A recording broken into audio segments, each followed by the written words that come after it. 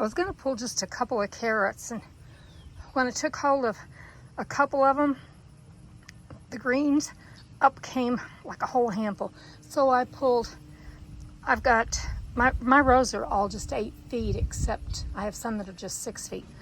So this is not even a third, not even a quarter, I think. So I'm gonna have to wash these and blanch them, get them frozen. Hi everyone, this is Emily. I'm back from the garden. I've been back in and had a cup of coffee and got myself ready for round 2. This morning I went ahead and, when I was out checking my garden, I thought I'm gonna peel or pick just a few carrots and pull them and just have a few to eat. And I pulled more than I intended to, because actually I took a handful and of the stems and just gave a yank, and there was too many. There's more than we can eat. One of my sons will be here tonight for dinner, at least one of them. So it's more than we can eat. So I'm gonna go ahead and freeze these. What I'm gonna do is I'm gonna blanch them for 2 to 3 minutes. I don't want them too soft. And then I'm gonna put them in ice cold water to stop the cooking process. And then I'm gonna put them on a cookie sheet, put them in the freezer and freeze them just laying flat like that. Once they're frozen, I'm gonna put them into a freezer bag. So, first thing I'm gonna do is start cleaning them. I've got them down in water soaking. A lot of times I like to do this outside with the garden hose, as far as like really cleaning them good, because I don't want the dirt going down in my sink or down through my plumbing. But anyway, these are nice. I'm going to admit something to you all. I'm really bad about thinning vegetables. I've never been good at it since I started gardening again. I've never been good at it. It's just hard for me to pick which one. I know that sounds crazy, but it's hard to pick which one to thin, because they all look pretty to me. They all look pretty out there right now, all crowded up. But anyway, I'm happy to get carrots like this. And you know, I've got some maybe more presentable in length and all that. And they've still got some growing they can do too. They're flourishing right now. And I'm sure it'll be good for them, for me to let them have a little extra room. So I'm gonna go ahead and get them all cleaned. And then I'm going to peel them and cut them in coins. I'll show you the size I'm gonna cut them. And I'm gonna put them in boiling water 2 to 3 minutes, no more than 3. I'm thinking maybe 2.5. And then I'm gonna drain them, pat them dry, put them on my cookie sheet. So here we go. Once I get these peeled, I'm gonna cut them into discs. I'll show you about the size.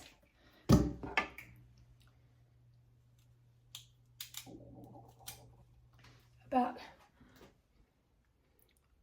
just a disc about that size, or some people call them coins, carrot coins. Okay, the water's boiling, and I've got my carrots here. I'm gonna put them in, and I'm gonna let them cook, like I said, for 2 to 3 minutes. So a lot of carrots, but if you were feeding a family of 4, that would do them for a meal. For me, it'd probably be like a half a cup, I'm thinking, and I've got a lot more than that in there. So the reason I'm even talking about this, about how much is there, etc., is because I want to get this up where I can see you guys.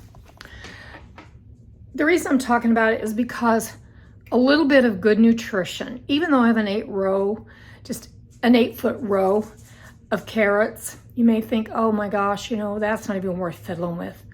For me, I'm aware of nutrition, as most of us are, and we know that good nutrition, even if we don't have it every single day, like every meal is homegrown, what we can do is going to help us. So I try to preserve every single thing I can, because I want as much good nutrition as possible. And I graze a lot when I'm in my garden. You've all heard me say that before.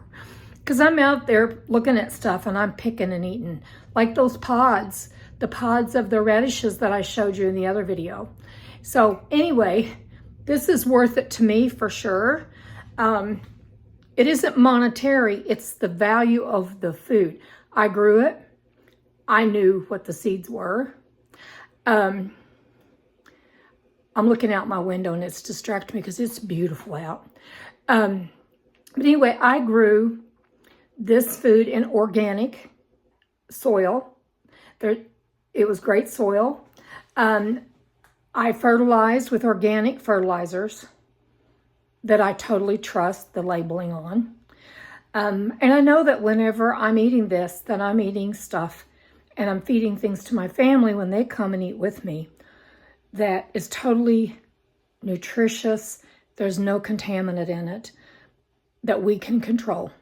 So anyway, I'm going to go ahead and get these boiling, and then I'm going to plunge them into here. I'll show you. See that ice cold water down there waiting for them? I just put the pan with water, and then I just fill it up with some ice cubes, and that stops the cooking process, and that does a couple of things. There's enzymes within our vegetables that will keep like aging, but when you're freezing things, they keep a high nutritional value actually. So when you plunge them in the ice water, it stops the cooking process and it preserves the vitamins too. So I'm going to get on with it and I'll show you the next step.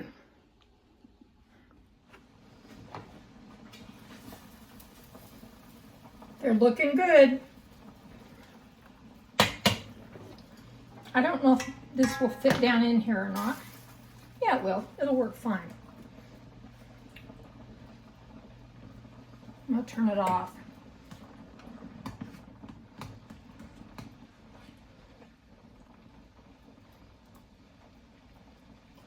So I'm going to kind of guesstimate how much I've got here. I think this is a good cup and a half, maybe.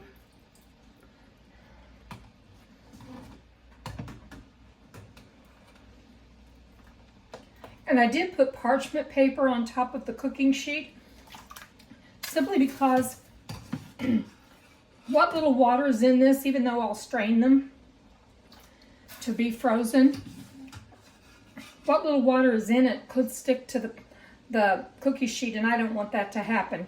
So, yeah, I got it all. I'm gonna get this hot water off the stove. It's hot enough in here. I got it cooled down, but it's still hot enough. I don't want it to be any hotter. All right. So we'll turn this back around here. You can see the rest of the process. Aren't they pretty? They're so pretty. You know, carrots that are planted and grow in the heat like we have here in Missouri, they're not always that sweet because of the heat. And I have grown them for a fall crop here and went out and gathered them actually one Thanksgiving, pulled them out of the ground. And we'd had frosts and freezes and they were real sweet. And I roasted them. I think it was Thanksgiving before last. While these are sitting here in this cool and I'm adding some cool water, I want to show you something I've been doing. This is from the last head of cabbage that I had. And as you can tell, I went out, this is all cabbage in there with a couple small beets. I shredded beets. And I'll just go ahead and open it. I like to check it every few days because I think this is about done. My hands are nice and clean. I'm getting the weight out. And your nose is really good whenever you're doing this. I know this is not on our topic, but I just thought, show them how you're doing your crap. Now, I will tell you, if you put beets, you got to really like beets, that earthy taste. I like my beets pickled. Every now and then, I like just canned beets. When I say every now and then, maybe twice a year. And I canned a bunch last year. I'm going to taste this. Because what I'm doing, once my kraut, I've got several quarts of kraut in the refrigerator now because that slows down the fermentation. Wow. It's good.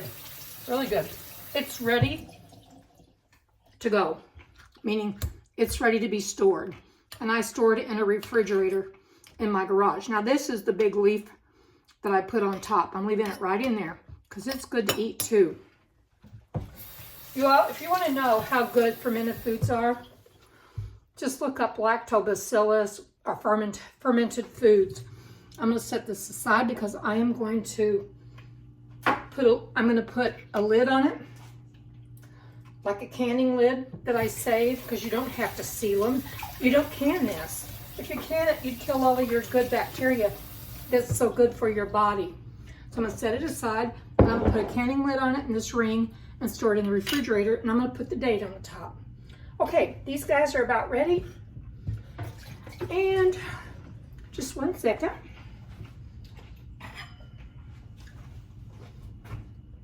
I'm not really distracted. I'm doing so many things at one time. And I'm meeting my sister for lunch today. And so I'm against the clock sometimes. Okay, I'm gonna let them drain in here. Beautiful carrots. I want to taste one that's cooked. Okay, there's still crunch to it, a little crunch. And I want that because when we cook them, I don't like carrots to fall apart. And I don't usually eat just plain carrots like this out of a can. I like them roasted. I like them candied, which I have hardly ever fixed them like that, but I like them like that. And I also like to mix them with peas because that adds sweetness to the peas. Because as I said, these carrots aren't that sweet anymore. We had 100-degree temperatures right at 100 for like a week and a half in early June. Okay, this is good enough. Here's my cookie sheet, and on we go.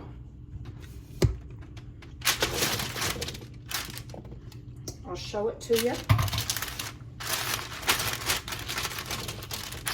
As I've told you all, I'm a poor videographer.